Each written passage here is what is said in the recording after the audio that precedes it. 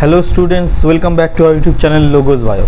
আজকে আমরা ক্লাস 11-এরই অপর একটি টপিক ফিজিওলজি পার্ট থেকে আমরা এক্সক্রিটরি সিস্টেমের আগে structure of kidney, excretory system এবং স্ট্রাকচার অফ নেফ্রন আমরা পড়ে নিয়েছি। নেফ্রনের মধ্যে আমরা স্পেশালি মেলপিজিয়ান কর্পাসেল অর্থাৎ গ্লোমেরুলাস এবং বোম্যান ক্যাপসুল, জাক্সটা গ্লোমেরুলার অ্যাপারেটাস, এগুলো একটা ভিডিওতে আমরা করেছিলাম। নেক্সট ভিডিওতে আমরা ইউরিন ফর্মেশন পড়বো। আজকে আমরা যে টপিকটা পড়বো সেটা হচ্ছে ইউরিন ফর্মেশন। এবং ইউরিন ফর্মেশন আমরা জানি যে 3টে স্টেপের মাধ্যমে সম্পন্ন হয়। প্রথমটা হচ্ছে গ্লোমেরুলার আলট্রাফিল্ট্রেশন, দেন রিঅ্যাবজর্পশন, টিবিউলার সিক্রিশন। ঠিক আছে, এই 3টে স্টেপের মাধ্যমে আমাদের ইউরিন ফর্মেশন হয়। তো let's see how hour urine is form. আমরা পড়ছি এক্সক্রিটরি সিস্টেম, রেচনতন্ত্র।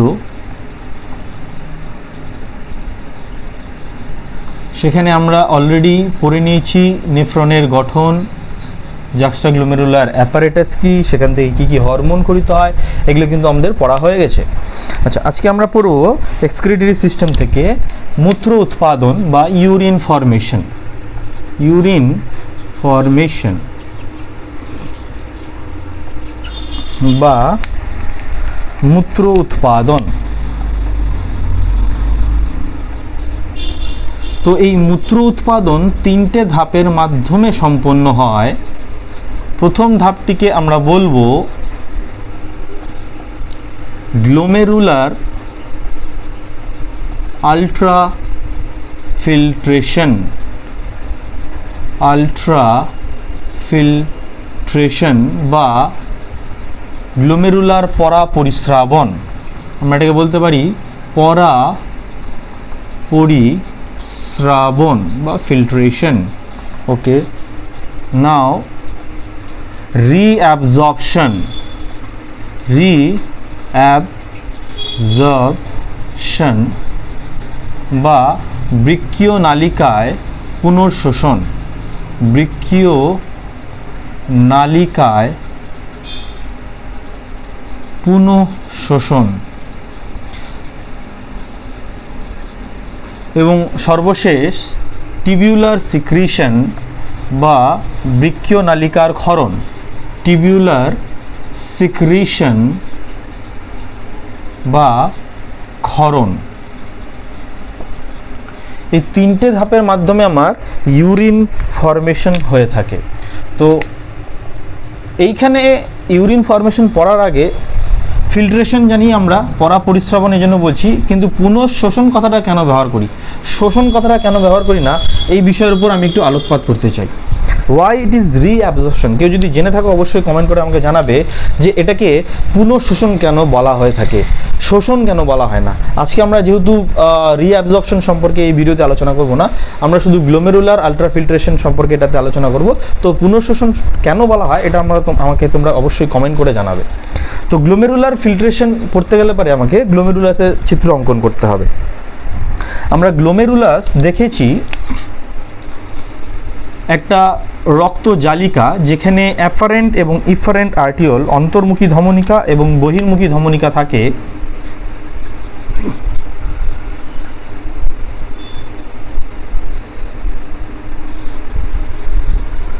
অন্তর্মুখী ধমনিকাটা বেশ মোটা এবং বহির্মুখী ধমনিকাটা কিন্তু তুলনামূলক সরু হয়।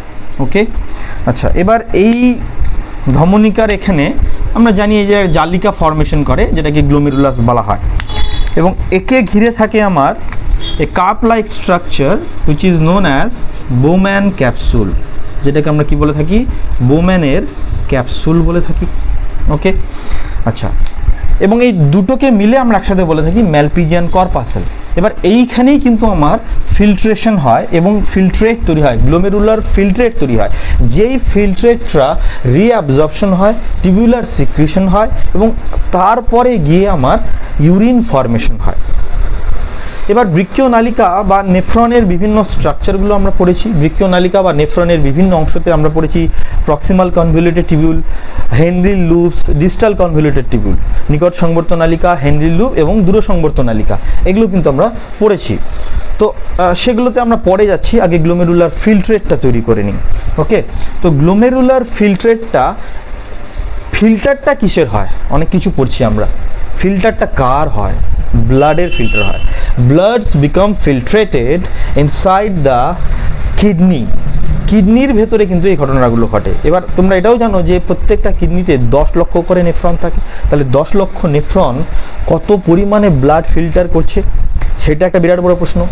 কত পরিমাণে ব্লাড ফিল্টার করছে সেটা আমরা যখন গ্লোমেরুলার ফিল্ট্রেশন রেট করতে যাব তখন দেখব যে আমাদের হার্ট থেকে পার মিনিটে যে 5 লিটার ব্লাড ইজেক্ট হচ্ছে নিলয় থেকে আমাদের, ঠিক আছে, কার্ডিয়াক আউটপুট যদি সেটাকে আমরা বলতে পারি, সেই 5 লিটার ব্লাডের 1/5 অ্যাকর্ডিং টু এনসিআরটি 5 ভাগের 1 ভাগ, ওকে, 1/5, 5 লিটার যেহেতু ফিল্ট্রেট হার্ট থেকে আসছে, সেই 1/5 পোর্শন কিন্তু আমার কিডনিতে আসছে।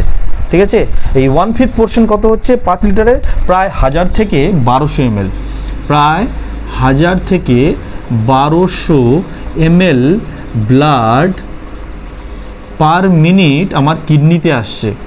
এই ব্লাডটা ফিল্টার হবে, এই ব্লাডটাই ফিল্ট্রেট হয়ে আমার ইউরিন তৈরি করবে। তাহলে এই ব্লাডটা আমার প্রত্যেকটা কিডনির মধ্যে থ্রু গ্লোমেরুলাসে আমার আলট্রা ফিল্ট্রেশন হবে। তো এইখান দিয়ে দেখো গ্লোমেরুলাসের মধ্যে যে নালিকাটা ঢুকেছে এটার নাম হচ্ছে অন্তর্মুখী ধমনিকা বা অ্যাফারেন্ট আর্টেরিওল, এটা বহির্মুখী ধমনিকা বা ইফারেন্ট আর্টেরিওল।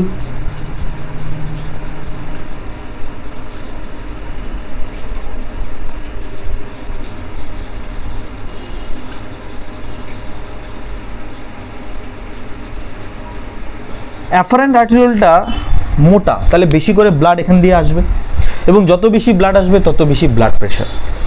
এবার এইটা যখন এখানে এসছে আমরা দেখেছি যে এখানে বিভিন্ন রকমের ক্যাপিলারি ফর্মেশন করে সরু একটা টিউব হিসেবে বেরিয়ে গেছে।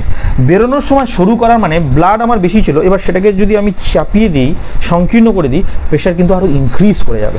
তো বহির্মুখী ধমনিকাটাকে পাতলা হওয়ার পেছনে এটাই কারণ যে যাতে ব্লাড প্রেশারটা আরও ইনক্রিজ করে যায় উইথিন দ্য গ্লোমেরুলার ক্যাপসুল। ওকে, গ্লোমেরুলাসের ভেতরে যাতে ব্লাড প্রেশারটা ইনক্রিজ করে যায়।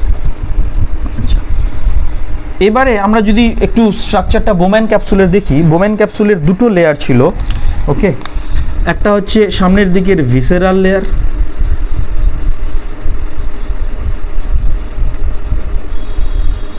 যেখানে এপিথেলিয়াল সেলগুলো থাকবে, আর একটা যদি আমরা মনে করে দেখি তাহলে সেটা হচ্ছে প্যারাইটাল লেয়ার। এইটা কি লেয়ার? ভিসেরাল স্তর, গ্লোমেরুলাসের ভিসেরাল স্তর। আর এইটা কোন লেয়ার?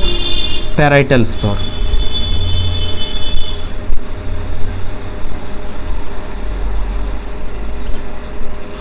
আচ্ছা, ভিসেরাল লেয়ারে আবার বিশেষ ধরনের কোষ থাকে যাদেরকে আমরা পোডোসাইট কোষ বলে থাকি। এই ধরনের কিছু স্পেশাল সেলস থাকে এখানে যাদেরকে পোডোসাইট সেলস বলা হয়। এগুলো কি সেলস? তাহলে ব্লু কালার এগুলো হয়ে গেল আমার পোডোসাইট কোষ, ভিসেরাল লেয়ারে থাকে। যারা স্লিট পোর বা ঝিল্লি তৈরি করে আমার পোডোসাইট কোষ দিয়ে আমার স্লিট পোর তৈরি হয়। আচ্ছা, এবারে এইখানে কিন্তু আমার ফিল্ট্রেশনটা ঘটবে। এই ফিল্ট্রেশনটা ঘটতে গেলে পরে কতগুলো প্রেশার আমার কাজ করে, যার মধ্যে কিছু প্রেশারকে আমরা বলে থাকি বাধা দানকারী প্রেশার, নেগেটিভ প্রেশার, বাধা দানকারী বা নেগেটিভ প্রেশার, নেগেটিভ চাপ। আর কিছু আছে আমাদের সাহায্যকারী চাপ বা ইফেক্টিভ প্রেশার। বা যেগুলোকে আমরা পজিটিভ চাপ বলতে পারি, পজিটিভ প্রেশার বলতে পারি। আচ্ছা, বাধাদানকারী চাপের মধ্যে যে জিনিসটা থাকবে, যে চাপগুলো থাকবে, সেই চাপগুলোর মধ্যে প্রথম যে চাপটা সেটাকে আমরা দিব blood colloidal osmotic pressure. Blood colloidal osmotic pressure. Okay, আচ্ছা, বা আমরা সংক্ষেপে লিখতে পারি BCOP। কি জিনিস একটু পরে আমি বলছি, যার মান হচ্ছে 30 mm/Hg। আরেকটি প্রেশার হচ্ছে এই যে বোম্যান ক্যাপসুল, এটা কি, এটা হচ্ছে আমার বোম্যান capsule, বায়োম্যানের capsule.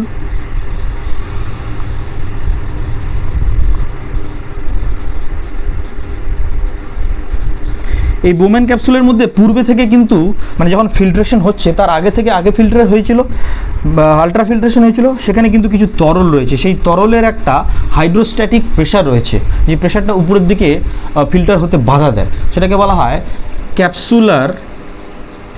Capsular hydrostatic pressure.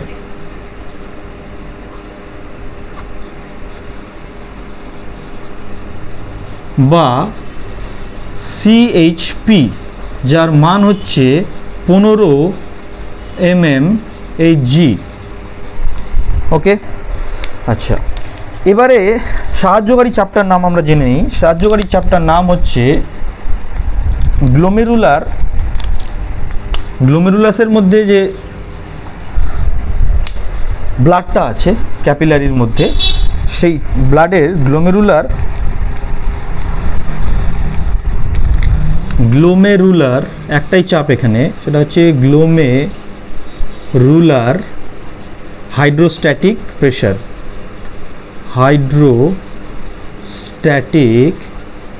Pressure. বা GHP, যার মান হচ্ছে 55 mm/Hg। আচ্ছা, এবারে জিনিসগুলো চাপগুলোকে একটু আমরা অ্যানালিসিস করব।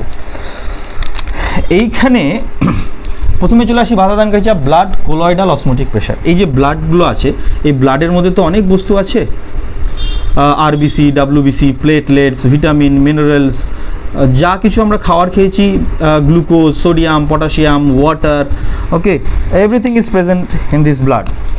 তো সেটা একটা কোলয়েডাল মিক্স হয়ে আছে, কোলয়েড রূপে এখানে কিন্তু আছে। ব্লাড কি, ব্লাড যদি আমরা জানি বেসিক্যালি একটা তরল যোগকলা, but it in the form of colloid.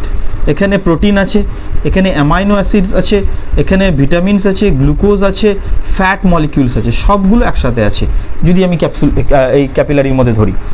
তো এই ব্লাডের যখন একটা ঘনত্ব আছে, এই ঘনত্বের কিন্তু আশেপাশের যে ঘনত্ব তার থেকে কিন্তু অনেক বেশি। তো এখান থেকে ফিল্টার হওয়াটা খুব চাপের ব্যাপার হয়ে দাঁড়াবে। তো এই একটা হাইপারটনিক সলিউশন আমরা যদি দেখি, এখানে হাইপারটনিক সলিউশন, হাইপারটনিক, আর একটা লিখি হাইপোটনিক। জল আর কিশমিশের গল্পটা, জল রাখা আছে, এখানে কিশমিশ রাখা আছে। কিশমিশের ভেতরের মিষ্টি রসটা জলের মধ্যে যাবে না, জলটা যেটা কনসেন্ট্রেশন লোয়ার সেটা থেকে কিশমিশের মধ্যে প্রবেশ করবে, জল থেকে কিশমিশের মধ্যে প্রবেশ করবে। তো এখানেও ওই ঘটনা হওয়ার কথা, এখানে ফিল্টার না হয়ে, মানে গ্লোমেরুলাস থেকে ফিল্টার না হয়ে সেটা আরও জলকে টেনে নেওয়ার চেষ্টা করবে উল্টো দিকে, এখান থেকে জল টেনে নেওয়ার চেষ্টা করবে, তাহলে তো ফিল্টার হবে না। এই কোলয়েডের যে চাপ, এই কোলয়েডের চাপের জন্য জলটা এদিক থেকে ভিতরে যাওয়ার কথা, সেটা তাহলে বাধা দেবে। ফিল্টার হওয়ার পর আলটিমেটলি কোথায় আসার কথা, নিচে আসার কথা, কিন্তু ফিল্টার হয়ে নিচে আসতে পারছে না। কেন? কারণ একটা চাপ, ব্লাডের মধ্যে যে কোলয়েডগুলো ছিল তার যে অসমোটিক প্রেশার, অভিস্রবণ চাপ, কারণ আমরা জানি যে কম ঘনত্ব থেকে বেশি ঘনত্বের দিকে যখন যায় তখন সেটাকে অভিস্রবণ বলে। সেখানে একটা অর্ধবেদ্য পর্দা কাজ করে। তো এখানে অনেকগুলো পর্দা আছে, সেই পর্দাগুলোর কথা আমি প্রথমে বলিনি। সেটা হচ্ছে এই যে ব্লাড, এই ব্লাড তো একটা ক্যাপিলারির মধ্যে দিয়ে আছে, সেটা আমরা যে আউটার লাইন সেটাকে এন্ডোথেলিয়াম বলি। তো এন্ডোথেলিয়াম লেয়ারটা এখানে আমার বেসমেন্ট মেমব্রেন বা ভিত্তি পর্দার কাজ করতে পারে। ঠিক আছে। ভিত্তিপর্দা যদিও আলাদা থাকে, তথাপি এই ব্লাডের যে এন্ডোথেলিয়াম লেয়ার সেটা এখানে অর্ধভেদ্য পর্দা রূপে আমার কাজ করতে পারে। তো বোঝা গেল তাহলে ব্লাড কোলয়েডাল অসমোটিক প্রেশার কী জিনিস। ব্লাডের মধ্যে যে কোলয়েড থাকে সেই কোলয়েডগুলো ফিল্টার হতে বাধা প্রদান করে, তার মান হচ্ছে 30 mm/Hg। নাও যেটা 2 নম্বর চাপ, ক্যাপসুলার হাইড্রোস্ট্যাটিক প্রেশার। ক্যাপসুল বলে মাউবাইল ক্যাপসুল, ক্যাপসুল বলতে বোম্যান ক্যাপসুল। সেই বোম্যান ক্যাপসুলের মধ্যে যে জল রয়েছে, ওয়াটার রয়েছে, তার যে একটা উপরের দিকে চাপ, কারণ এখানে একটা জল আছে অলরেডি, তার মধ্যে দিয়ে আবার আমি জল দিচ্ছি, তো তার একটা উৎস্থৈতিক চাপ, উপরের দিকে একটা চাপ আছে, যেটাকে বলা হয় ক্যাপসুলার হাইড্রোস্ট্যাটিক প্রেশার বা ক্যাপসুল স্থিত জলের উৎস্থৈতিক চাপ। উপরের দিকে একটা চাপ দিচ্ছে যার মান হচ্ছে 15 mm/Hg। এখানে আমরা এই ক্যাপসুলার চাপটাকে সবুজ কালি দিয়ে প্রমাণ করার চেষ্টা করি। ক্যাপসুলের মধ্যে যে আছে সেটা কিন্তু সবুজ কালি দিয়ে চাপটা প্রোভাইড করছে। আর লাল কালি দিয়ে আমরা কি করছি, যে কোলয়েড যেটা, সেই কোলয়েডটা অসমোসিসের জন্য, অসমোটিক প্রেশারের জন্য আমার এখানে বাধা দিচ্ছে ফিল্টার হতে। আচ্ছা, এখানে এটাকে তাহলে কালো কালি দিয়ে করে দিই।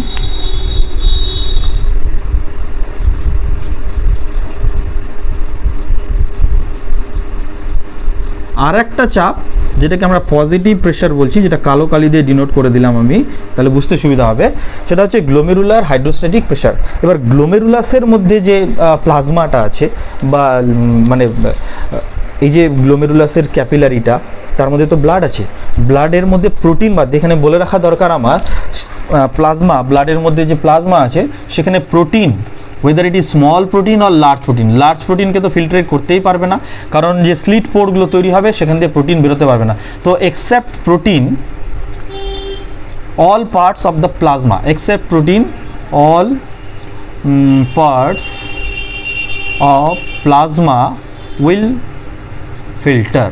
প্লাজমার বাকি অংশগুলো কিন্তু ফিল্টার হয়ে এখানে আসবে। তো সেইখানে যে ব্লাডের মধ্যে যে প্লাজমার মধ্যে যে লিকুইডটা আছে তার একটা চাপ আছে, which is a positive pressure, that is known as glomerular hydrostatic pressure. সেটার জন্য কিন্তু আলটিমেটলি ফিল্টার হয়ে আসবে, যেটাকে বলা হচ্ছে জিএইচপি। তো এই প্লাস মাইনাস করে আমরা যেটা পাবো, effective filtration pressure, effective filtration pressure বা নেট ফিল্ট্রেশন প্রেশারও বলা হয় এটাকে অনেক সময়। নেট ফিল্ট্রেশন প্রেশার, যা ইচ্ছা বলতে পারো, নেট ফিল্ট্রেশন প্রেশার, ইএফপি বা এনএফপি, এর মান তাহলে কত হবে, এটা দাঁড়াবে তাহলে আমার জিএইচপি মাইনাস বিসিওপি প্লাস সিএইচপি। জিএইচপির মান হচ্ছে 55, এখান থেকে মাইনাস আমার 30 প্লাস 15 ইকুয়ালস টু 10 mm/Hg, অর্থাৎ 10 mm/Hg-র জন্য, আলটিমেটলি 10 mm/Hg-র জন্য কিন্তু গ্লোমেরুলাস থেকে, অর্থাৎ গ্লোমেরুলাসের মধ্যে যে ব্লাড আছে সেই ব্লাডটা ফিল্ট্রেট হয়ে আসবে।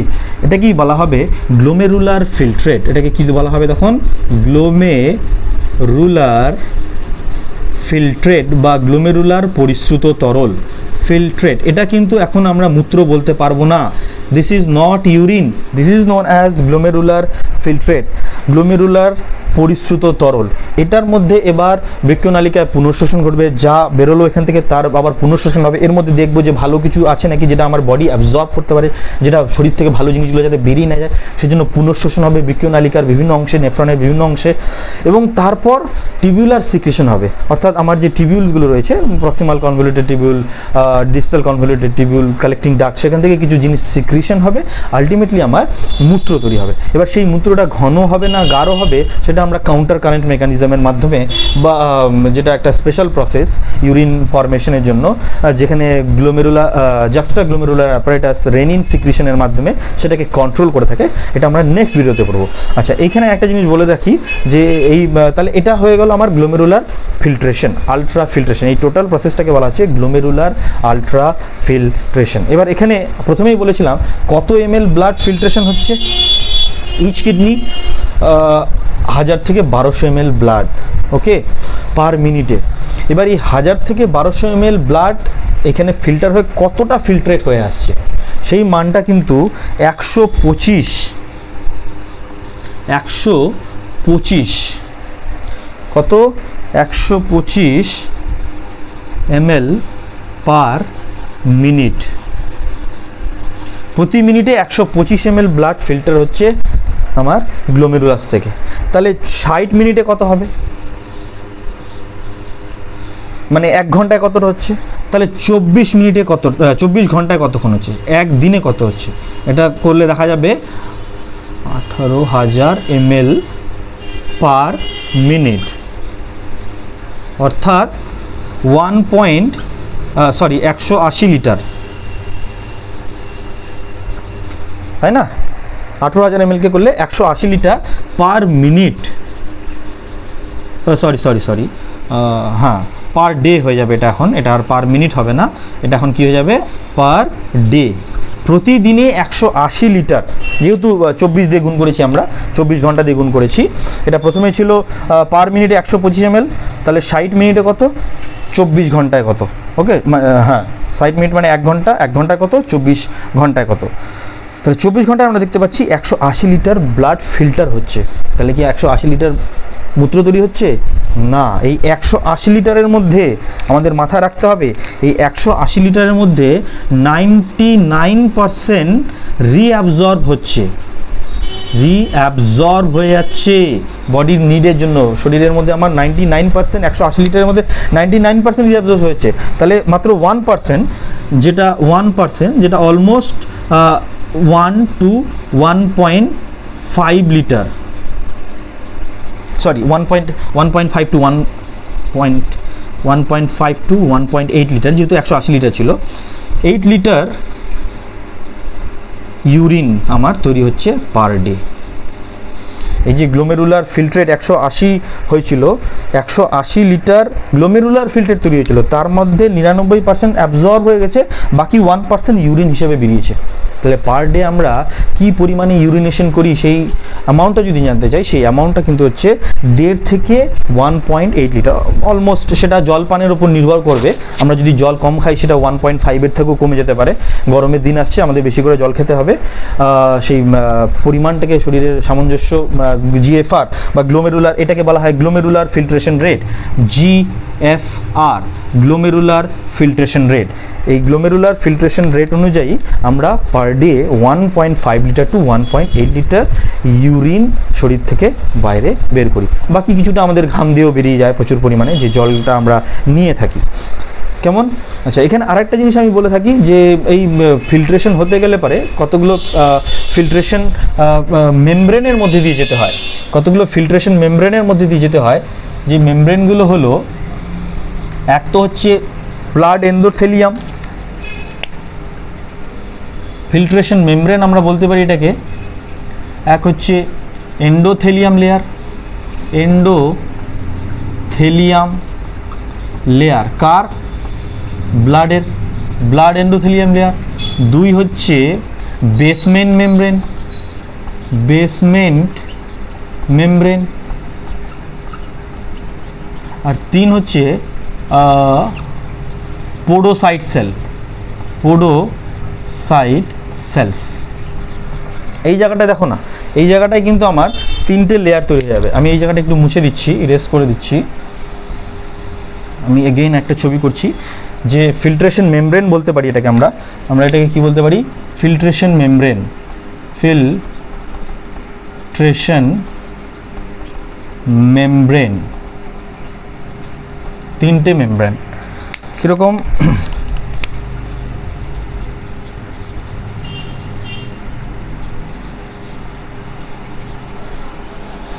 এই যে ব্লাড, এখানে ধরে নিলাম এখানে এন্ডোথেলিয়াম সেলসগুলো রয়েছে। তাহলে এই এন্ডোথেলিয়াম সেলসগুলো ভেদ করে ব্লাডের প্লাজমাটাকে ফিল্টার হয়ে আসতে হবে। আচ্ছা, তার উপর এখানে একটা লেয়ার আছে যেটাকে আমরা বলছি বেসমেন্ট মেমব্রেন, যেটাকে আমরা কি বলছি?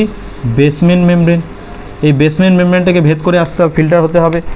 আর তারপরে এখানে এই বেসমেন্ট মেমব্রেনকে নিয়ে এন্ডোথেলিয়াম সেলকে ঘিরে আছে আমার পোডোসাইট সেলের লেয়ার। কি সেলের লেয়ার আছে? পোডোসাইট। এগুলো পোডোসাইট সেলের লেয়ার। তো এই 3টে মিলে একটা হচ্ছে এন্ডোথেলিয়াম লেয়ার, এইটা। সবুজ রঙেরটা হচ্ছে বেসমেন্ট মেমব্রেন, সবুজ রঙেরটাকে আমরা কি বলছি, বেসমেন্ট। লাল রঙের যে ব্লাড, প্রথম যে ব্লাডটা ছিল সেটা এন্ডোথেলিয়াম, আর নীল রঙেরটা হচ্ছে আমাদের পোডোসাইট সেল, পোডোসাইট সেল, পোডোসাইট সেলস। এই পোডোসাইট সেলের এই মাঝখানে এই ফাঁকা জায়গাগুলো দেখছো, ফিঙ্গার লাইক পজিশনের মাঝখানে ফাঁকা জায়গাগুলো, এই ফাঁকা জায়গাগুলোকে বলা হয় স্লিট পোর, এগুলোকে বলা হয় স্লিট পোর। এখান দিয়েই ফিল্ট্রেশন হয়ে আসে আলটিমেটলি, তারপর আমার বোম্যান ক্যাপসুলের যে লুমেন বা গহ্বর, সেই লুমেনের মধ্যে প্রবেশ করে। তাহলে ফিল্ট্রেশন মেমব্রেন হয়ে গেল, ফিল্ট্রেশন প্রেশারগুলো হয়ে গেছে পজিটিভ নেগেটিভ, এবং আলটিমেটলি আমি গ্লোমেরুলার ফিল্ট্রেট কত পেয়েছি, পার ডে 180 লিটার, যার 99% আমার রিঅ্যাবজর্ব হয়ে যায়, মাত্র 1% in the form of 1.5 to 1.8 litre আমার শরীর থেকে as a form of urine বেরিয়ে যাচ্ছে। ওকে, তো আমার গ্লোমেরুলার ফিল্ট্রেশন হয়ে গেল। নেক্সট ডে আমি টিবিউলার সিক্রেশন রিঅ্যাবজর্পশন করব, এবং টিবিউলার সিক্রেশন করার মাধ্যমে আলটিমেটলি কাউন্টার কারেন্ট মেকানিজমের মাধ্যমে কিন্তু আমরা ইউরিনটা ফর্মেশন করব। সো ভিডিওটি তোমাদের ভালো লাগলে তোমরা অবশ্যই লাইক করবে, কমেন্ট করে জানাবে। Thank you.